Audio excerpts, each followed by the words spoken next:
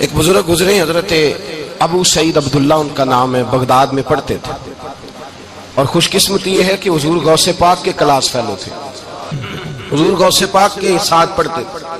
حضرت عبداللہ فرماتے ہیں کہ میں بھی پڑھتا تھا تو ایک بڑا لائق سٹوڈنٹ تھا، اس کا نام تھا ابن سقا، وہ بھی پڑھتا تھا۔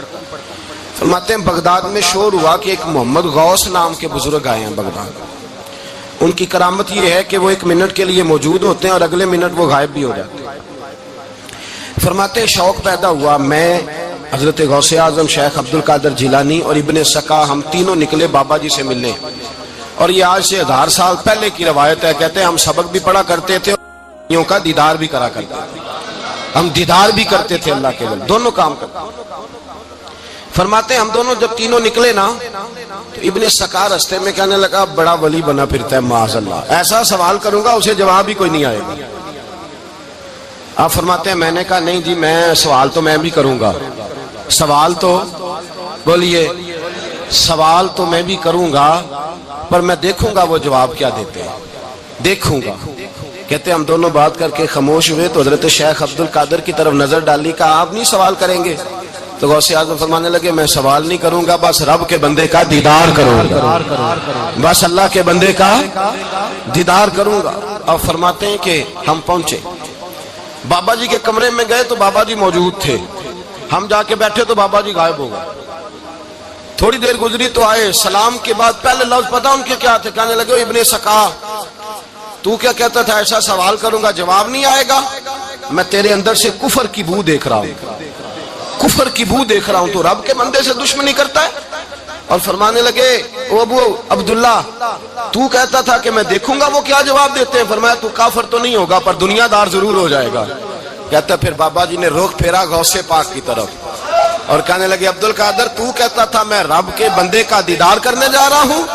فرمایا جا میں تجھے دعا دیتا ہوں، جب تک تیرا قدم نہیں لگے گا اللہ کسی کو ولایت عطا نہیں کرے گا۔ جا میں تجھے دعا دیتا ہوں، جب تک تیرا قدم نہیں لگے گا رب کسی کو ولایت۔ حضرت ابو عبداللہ فرمایا کرتے تھے ہم آ گئے، ابن سقا پھر نہ مانا، کہنے لگا نہیں نہیں ایسے ہی بات کر دی ہے، اس تو کوئی علم غیب ہے معاذ اللہ۔ کہتے ہم نے دیکھا وہ سب سے بڑا عالم بنا، مناظر بنا، بڑی تقریریں کرتا، واضح کرتا۔ پھر وہ روم چلا گیا، روم کے بادشاہ نے اسے وزیر اوقاف بنا لیا۔ پھر ایک دن روم کے اس عیسائی بادشاہ کی بیٹی اسے پسند آ گئی، کہنے لگا میں نے شادی کرنی ہے۔ کہتے ہیں بادشاہ کہنے لگا کر دوں گا شادی پر تجھے عیسائی ہونا پڑے گا۔ کہتے ہیں مارا قسمت کا معاذ اللہ ثم معاذ اللہ، نقل کفر کفر نہ باشد، عیسائی ہو گئے۔ آپ فرماتے ہیں مجھے بھی ایک بادشاہ نے بلا لیا، اس نے مجھے بھی ایک عہدہ دے دیا، میری بھی دنیا میرے کانوں تک آ گئی، بڑی جان چھڑاتا ہوں دولت سے، مال سے، شہرت سے، پر میری چھوٹتی نہیں۔ آپ فرماتے ہیں ہوش اس دن آئی جس دن بغداد کے منبر پر بیٹھ کر اور 70,000 کے مجمع میں کھڑے ہو کے غوث اعظم نے فرمایا آؤ بھائی جس نے ولایت لینی ہے عبدالقادر کے پاس آؤ، میں قدم رکھتا جاؤں گا اللہ ولایت عطا کرتا چلا جائے گا، آؤ میرے پاس میں ولایت دیتا ہوں۔ ہر مشکل دی کنجی یارو ہاتھ مرداں دے آئی، تے مرد نظر کرے جس ویلے مشکل رہے نہ کائی۔ لوگ دشمنی کرتے ہیں، اللہ والوں سے اللہ ملتا ہے، اللہ کے بندوں سے معرفت کا حسن ملتا ہے، اللہ کے بندے بیعت اپنی کرتے ہیں، جھکاتے اللہ کی بارگاہ۔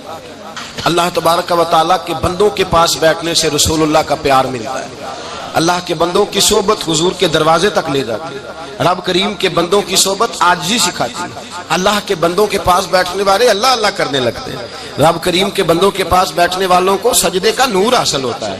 اور میرے بھائی اگر تو نے کسی کے ہاتھ میں ہاتھ دیا ہو تو ملے گا کیا؟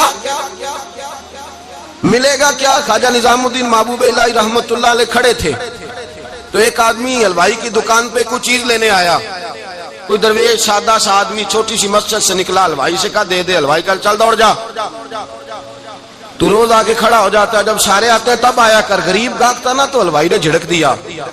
اس درویش کو جوش آ گیا، کہنے لگا میرے ساتھ بدتمیزی نہ کرنا ورنہ میں تیری دکان الٹ کے رکھ دوں گا، میں تیری دکان الٹ دوں گا۔ کہنا چل دوڑ جا، بڑے دیکھے ہیں تیری طرح کے دکان الٹنے والے۔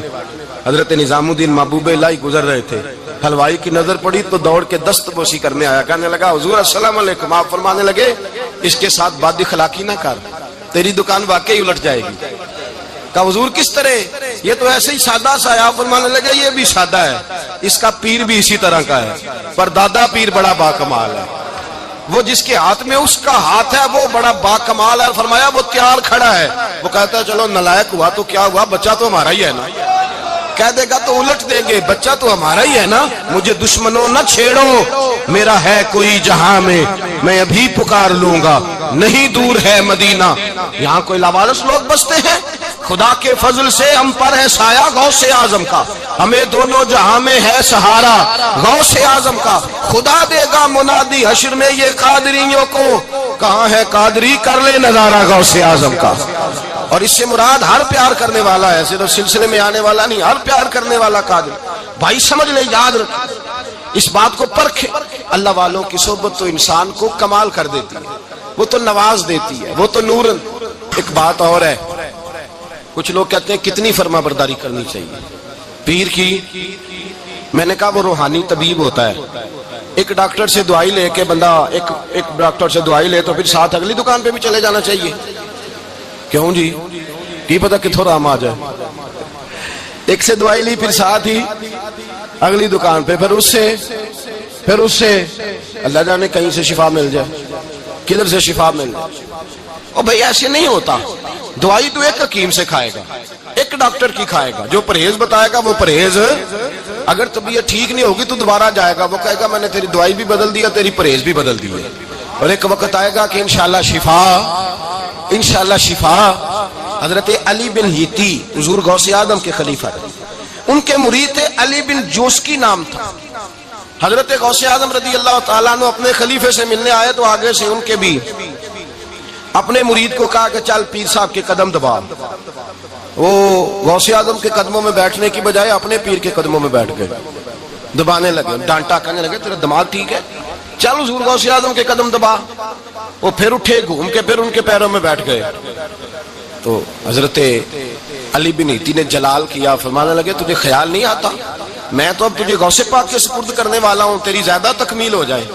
جب یہ بات کہی تو حضرت علی بن جوش کی رو پڑے، چیخے مار کے روئے، وہ روئے تو غوث پاک بھی روئے، اور فرمانے لگے علی بن ہیتی اسے مجھے نہ دے، یہ جس پستان سے دودھ پینے کا عادی ہو گیا اب اسے کسی اور جگہ مزہ نہیں آئے گا، اسے یہیں رہنے دے، یہیں رہنے دے۔ بڑا اعتراض ہے لوگوں کو بہشتی دروازے پر، بہشتی دروازہ کہتے ہیں جنت اتنی اونچی تھی نیچے کیسے آ گئی؟ میں نے کہا تم نے پڑھا نہیں نا قرآن و حدیث، جنت بڑی اونچی تھی پر میرے نبی نے فرمایا میں نے ماں کے قدموں کے نیچے لا کے رکھ دیا۔ تم نے پڑھی نہیں نا، اصل میں پڑھی نہیں، تمہیں کیا پتا کبھی کسی چیز پہ اعتراض۔ ہم تھوڑا کہہ رہے ہیں کہ جو بہشتی دروازے سے گزر گیا ایک فضیلت ہی ہے نا جی، ایک ہر مسجد جنت ہے کہ نہیں؟ بولیں۔ حضور نے فرمایا جنت کی کیاریوں کے پاس سے گزرو تو کچھ کھا لیا کرو، جب ہر مسجد جنت ہے تو بابا فرید کی مسجد جنت کیوں نہیں ہو سکتی؟ عجیب چکر ہے۔ اور بندے بھی کہتے ہیں وہ جی فلانا گیا تھا تو کہتا میں جنتی ہوں، بھائی کس نے کہا؟ بلکہ ایک بڑی اعلیٰ حضرت کے ایک مرید ہوئے مولانا حشمت علی خان صاحب، حضرت مولانا حشمت علی خان صاحب رحمۃ اللہ تعالیٰ علیہ نا پاک پتن سے واپس آ رہے تھے تو بس کی چھت پہ بیٹھے تھے، کہتے رستے میں نا ایک دو بندہ آ گیا جس کو تنقید کی عادت تھی اللہ والوں کی، مجھے کہنے لگا مولوی کہاں سے آ رہے ہو؟ میں نے کہا پاک پتن شریف سے، پاک پتن سے۔ کہنے لگا میرے کپڑے سونگنے لگا، کہنے لگا بہشتی دروازہ گزرے ہو؟ میں نے کہا گزرا ہوں۔ تو کہنے لگا پھر جنت کی خوشبو نہیں آ رہی؟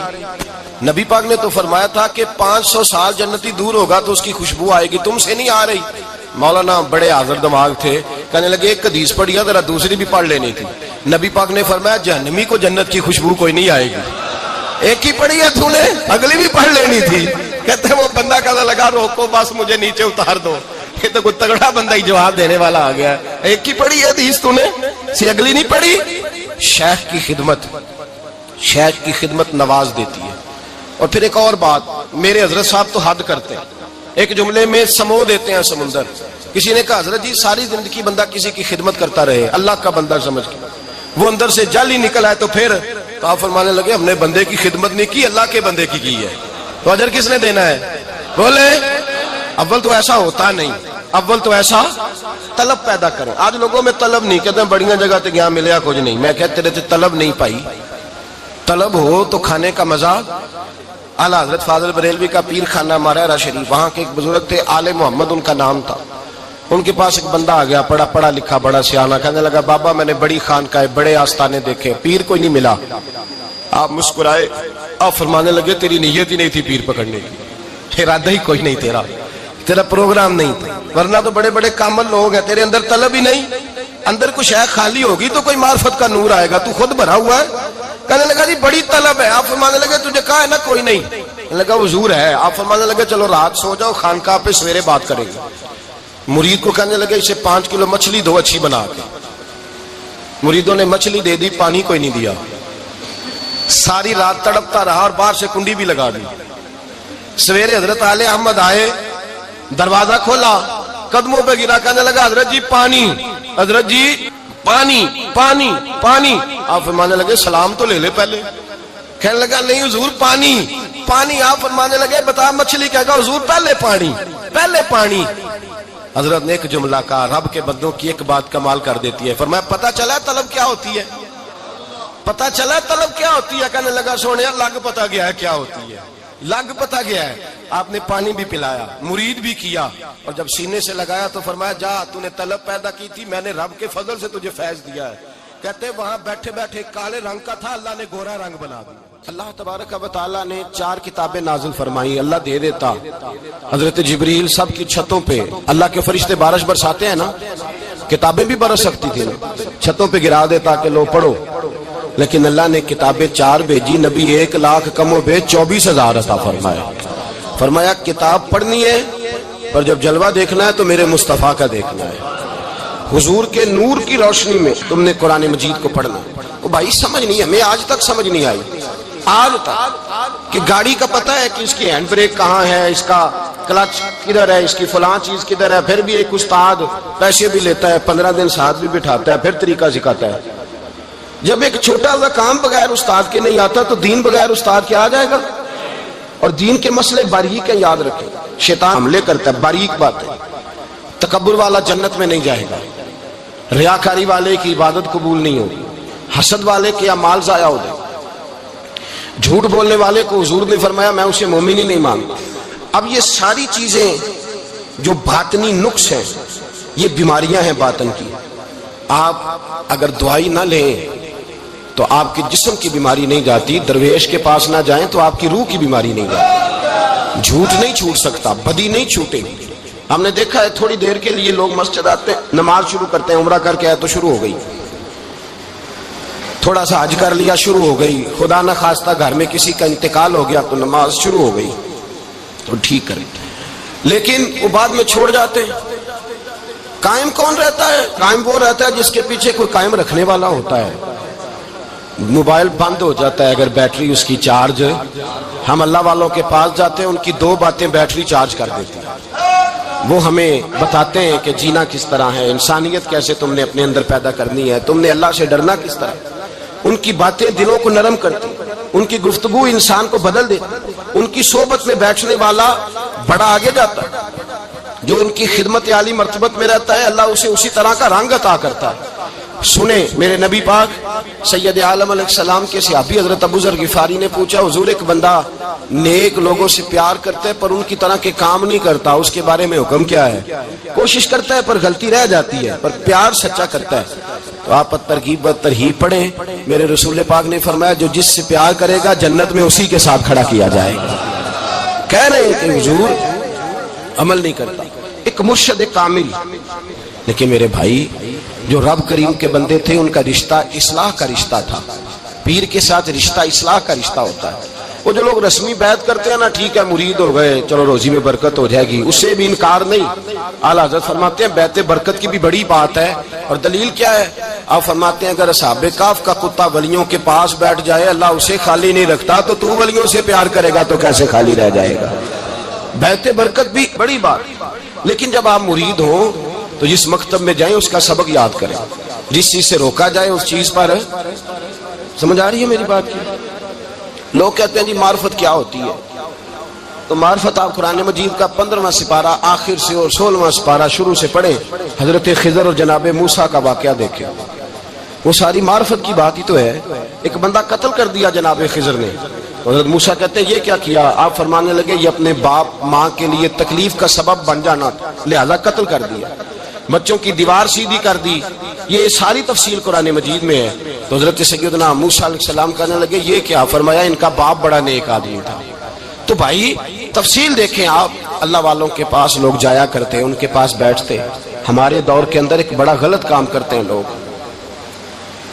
ایک تو جاتے نہیں، پیر نہیں پکڑتے، شیخ نہیں پکڑتے، اور حضرت باجید بستامی فرماتے ہیں اگر نیکی بتانے والا تجھے کوئی نہ ہو، تیرا پیر کوئی نہ ہو، تو شیطان تو پھر ہے ہی تیرے ساتھ، بدی پہ تو وہ لگائے گا ہی۔ اگر نیکی بتانے والا کوئی نہیں تو پھر بدی بتانے والا تو تیرے ساتھ ہے۔ ہم نے یہ دیکھا ہے، اپنی زندگی کا چھوٹا سا تجربہ ہے کہ جو آ کے مرید ہوتا ہے وہ سارا بدل جاتا ہے، اس کے لیے داڑھی رکھنا آسان ہو جاتا ہے، اس کے لیے درود پاک پڑھنا، چڑھتی جوانی، مال دولت، سارا کچھ، لیکن اس کے لیے تبدیل ہونا۔ اور جو لوگ اس طرف توجہ نہیں کرتے، اس معرفت کی طرف رجوع نہیں کرتے، ان کی زندگیاں بیت جاتی ہے ویسے کہ ویسے ہی رہتے ہیں، تبدیلی نہیں آتی۔ تو بھائی اس زمانے کا جرم پتہ کیا ہے؟